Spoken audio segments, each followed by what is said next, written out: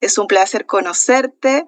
Y bueno, yo mencioné algunas partes importantes de tu trayectoria, pero me gustaría saber quién es Francisca Valdebenito más allá de todas las credenciales y de todos los títulos.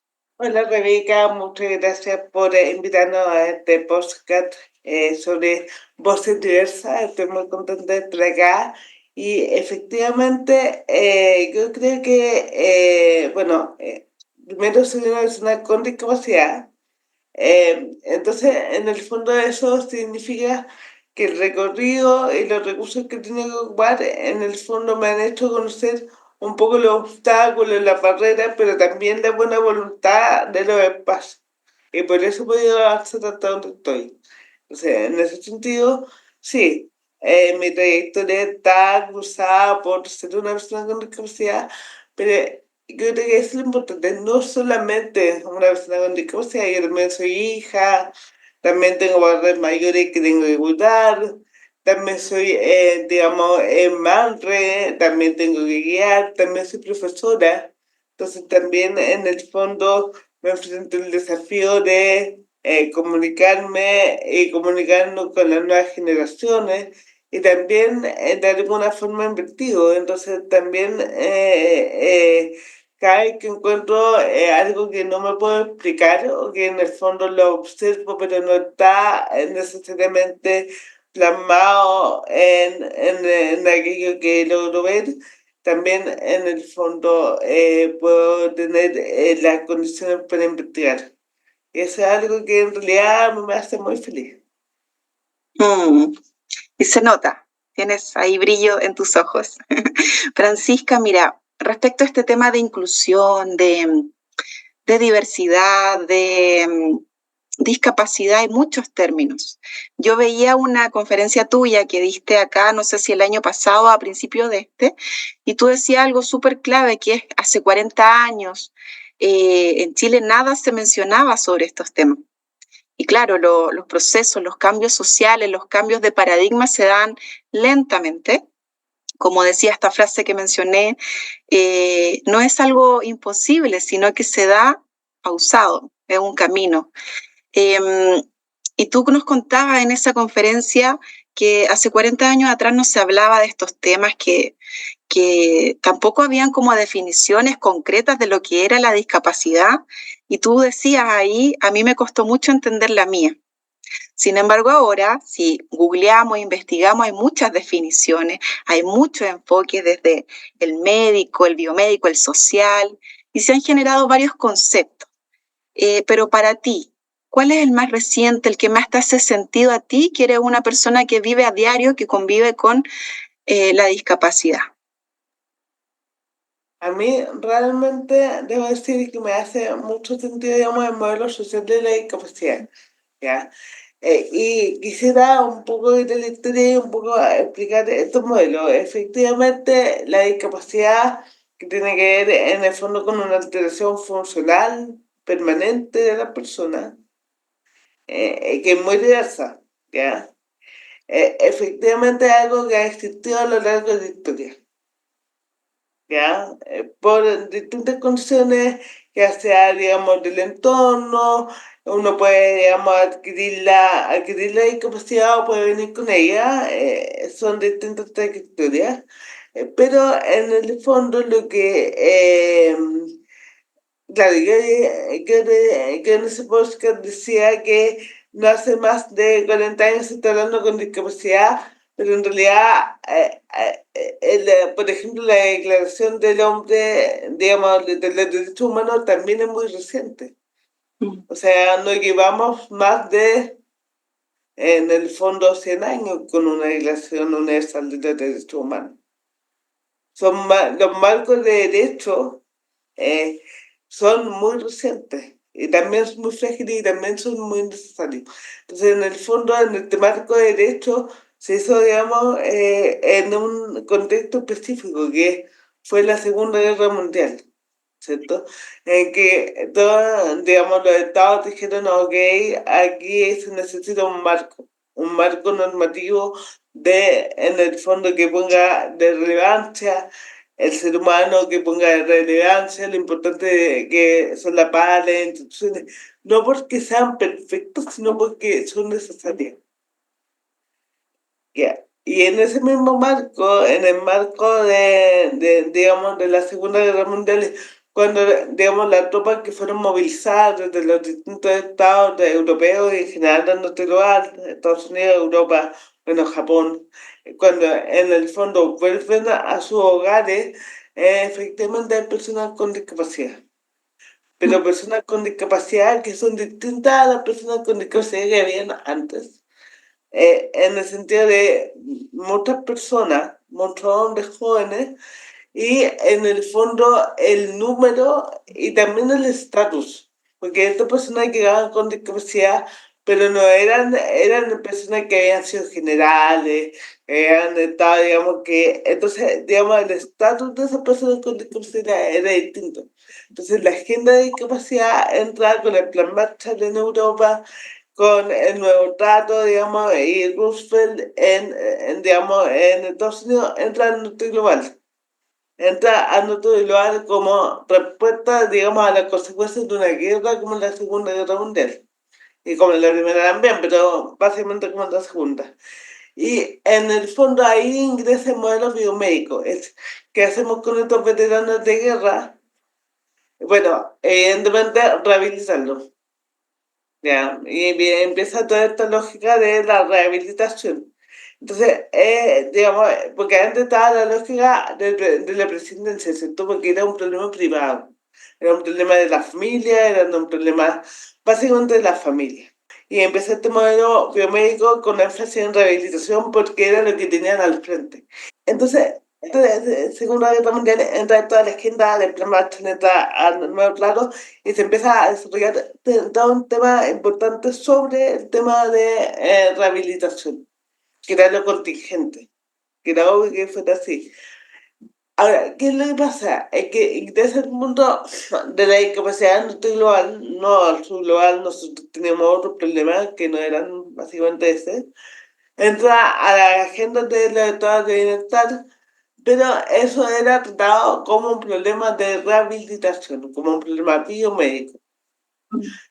Sin embargo, en los 70, gracias a que este tema ingresó a la agenda, digamos, de Europa y en el fondo de Estados Unidos, empiezan a haber más espacios para que las personas con discapacidades que no provenían en el fondo de los veteranos de guerra, sino que otro tipo de discapacidades, pudieran plantearse el Estado público bajo el telero.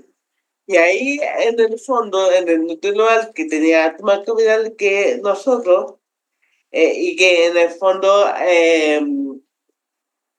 empiezan los intelectuales con discapacidad, precisamente en Inglaterra. Y estos intelectuales con discapacidad, en el fondo, revierten, digamos, revierten o subvierten el orden en que el marco explicativo de la discapacidad que está, digamos, antes de, de este enfoque social y de estos intelectuales con discapacidad británicos, básicamente británicos, la discapacidad está centrada en que tú tenías limitaciones como persona. Y ellos dijeron, en realidad las limitaciones nosotros no las tenemos, las limitaciones están en el entorno. Nosotros tenemos características funcionales que están desadaptadas a ese entorno, por ende lo que nos impone las limitaciones no son nuestras características funcionales, sino el entorno que nos rodea. Y eso es paradigmático y eso es un tremendo cambio. Y desde ese punto de vista yo en realidad encuentro que la reflexión que se hace del modelo de discapacidad tiene pleno sentido. Súper, Francisca. Nos hiciste un recorrido histórico que sirve tanto porque no son temas recientes, son temas de muchos años, pero que han ido ahí en su tránsito avanzando. Francisca, mira, en estos periodos de tiempo se han ido desinstalando también conceptos, preconcepciones de lo que es la discapacidad. Yo recuerdo, cuando yo era niña, la discapacidad estaba muy relacionada, por ejemplo, a la dependencia. Como que todas las personas discapacitadas o con discapacidad eran personas dependientes. Sin embargo, a eso ya no es parte como de las definiciones actuales. Si tú nos pudieras decir, una vez que ya nos dijiste qué es la discapacidad y como el trasfondo histórico y los marcos, para ti, ¿qué no es la discapacidad? Ya, yo creo que la discapacidad no es una condena, básicamente. O sea, tener una diversidad funcional de forma permanente, en el fondo no te define a ti como persona. Las personas somos mucho más que digamos, que nuestras características funcionales. O sea, no está promedio o no están promedio. Entonces, yo creo que una digamos, de las cosas más violentas que me toca observar y también experimentar es cuando la persona en el fondo a partir de una característica funcional, por ejemplo en mi caso es digamos el lenguaje, pero en la fonética o cualquier otra característica las personas predicen un comportamiento, predicen una trayectoria y predicen, digamos, en el fondo y predicen la confianza en que pueden depositar en ti. Eso es súper violento, porque en el fondo es tomar el todo, la parte por el todo. Y eso es como, wow, es complejo. Es complejo porque tú dices, ok, ese es todo, ok, sí, en realidad mi dicción, en este caso, o lo que sea, la característica funcional que sea, no es promedio, pero a partir de eso, tú no puedes extrapolar conclusiones generales. Y que creo que ese es un ejercicio sumamente violento y mucho más común de lo que uno piensa. Por ende, siempre la recomendación es, si usted necesita, digamos, en el fondo, que si usted necesita, digamos, o usted quiere aportar o usted tiene una creencia, dialóguelo con la persona. Creo que ese es como, a mí eso es lo que me pasa, que realmente es como, wow, o sea, son demasiadas conclusiones, demasiadas imputaciones a partir de una sola característica. Y todas las otras set de características que tengo son básicamente invisibilizadas. Wow, tremenda reflexión. Muchas gracias, Francisca. Mira, pasando a la próxima pregunta, y volviendo también como a lo que conversábamos al principio, tú mencionabas que hace 40 años atrás era impensado como que las personas, los niños y las niñas con discapacidad pudieran tener una educación básica regular. Se estaba recién hablando de eso. Se ha avanzado en el tiempo, el camino es lento, pero se avanza y ya en educación superior estamos hablando de estos temas. Eh, en todas las universidades se están hablando de esto. Es un tema que está muy latente y que seduce mucho porque en el fondo la universidad inclusiva, las universidades que promueven la diversidad, es un concepto que seduce mucho. Eh, Sin embargo, Francisca, ¿qué es para ti la verdadera inclusión como persona que vive a diario con discapacidad? ¿Qué es la verdadera inclusión? Ya. Yo, respecto al tema de la inclusión, creo que en el fondo es entender la, o sea, entender el rol público de la educación, donde que la educación efectivamente es un bien público, es un bien que independiente de tu nivel de desarrollo, de tu competencia, te hace mejor persona. Te hace mejor persona porque en el fondo te invita a generar más, mayor, digamos, reflexión. Y la invitación a la reflexión siempre es válida, independiente de cuál sea, digamos, de cuál sea efectivamente el mecanismo o el fin. La reflexión por sí misma es valiosa. Ahora, Mm, yo creo que la universidad en general, todos los centros de educación, en el fondo, claro, tienen que considerar la complejidad de implementar una política de este tipo, ¿ya? porque en el fondo hay adaptaciones mayores, adaptaciones menores, y hay un proceso de negociación. Y procesos de negociación múltiples son complejos de llevar a cabo. Entonces, muchas veces, en el fondo, no hay una voluntad política, hay una voluntad en el fondo de inclusión, digamos, desde el lineamiento político, hay una, digamos, voluntad, digamos, una buena voluntad súper valiosa, pero no trae la capacidad técnica para, digamos, hacer esas negociaciones de forma individual. La capacidad técnica es tan importante como la voluntad política, porque la capacidad técnica es finalmente la implementación concreta bajo la cual tú efectivamente le puedes dar sostenibilidad a un proceso de inclusión, sostenibilidad real. Entonces, si tú me preguntas a mí, la capacidad técnica de la Universidad Chilena en promedio de generar inclusión es más o menos baja, ¿ya? Ahora, la capacidad técnica no solamente es tener una persona con discapacidad en el cargo, no es eso, porque en realidad digamos, las personas con discapacidad no somos, digamos, un valor de que sabemos efectivamente, no es solamente tener un terapeuta ocupacional en el cargo, eh, no es solamente tener, digamos, un profesor diferencial a cargo, que es una comunidad que tiene la complejidad y está dispuesta a apoyar técnicamente ese proceso.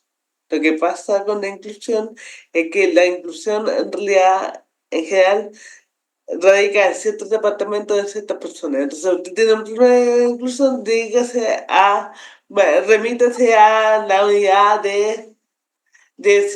a la unidad de inclusión. Y dentro de eso, si tiene digamos, una necesidad asociada de discapacidad, vaya a la oficina, departamento, lo que sea, unidad de discapacidad.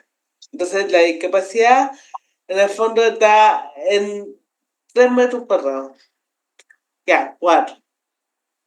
Y en realidad, la única forma de generar una red de inclusión que sea sostenible es que sea un entorno resiliente. Y un entorno resiliente involucra a toda la comunidad. No a la red de profesionales, profesores diferenciales de la persona con discapacidad. Entonces, y eso no está tan claro. Entonces, como existe la voluntad política, sí, tenemos el marco legislativo, sí, hay incentivos y apoyo, digamos, bastante más de lo que creo tener rentabilidad, pero, en el fondo la capacidad técnica y entendiendo una capacidad técnica colectiva, eso está más honesto. Claro. Lo asocio mucho, Francisca, todo lo que dices con este término que está como tan bullado respecto a esto, que la inclusión no es solamente abrir las puertas, sino que también acompañar en el proceso. Y Sí. también otro término que me encanta es no solamente que te inviten a la fiesta, sino que también te saquen a bailar. Entonces, gracias, Francisca, por este espacio de reflexión. De verdad me hace mucho sentido. Me siento súper feliz de poder aquí ampliar conocimientos y por supuesto que queda abierta la invitación para otra instancia porque son temas tan importantes, tan relevantes que se van actualizando también. Entonces, ojalá ahí mantengamos el contacto para que puedas acompañarnos en otra oportunidad. No sé si quieres decir algo más o despedirte. También te cuento, Francisca, quién es nuestra audiencia. Son alumnos de la comunidad cervantina, alumnos y alumnas, y están estudiando en diferentes carreras, pero están viendo ahí nuestros podcasts, nos siguen. Así que si quisieras dar un mensaje. Los profesionales de la Universidad Cervantina son los que en general están en la primera línea de interacción con el público, por ende que ellos tengan acceso a una reflexión profunda y a cada que interactúan, poder hacer estas reflexiones es clave para poder generar una comunidad más inclusiva. Por ende, efectivamente ellos son, en el fondo, aquellos que pueden hacer, digamos, pasar, digamos, de la reflexión de la inclusión a una práctica real de inclusión. Y por eso es tan importante que haya espacios como este. Yo te agradezco, Rebeca, y me parece, y agradezco a vos de este espacio. Muchas gracias, Francisca. Que tenga una excelente tarde y despedirnos también de nuestra audiencia, de la comunidad cervantina, de todas las personas que nos siguen y que ahí estén pendientes del siguiente podcast. Un abrazo y que tengan un excelente fin de semana.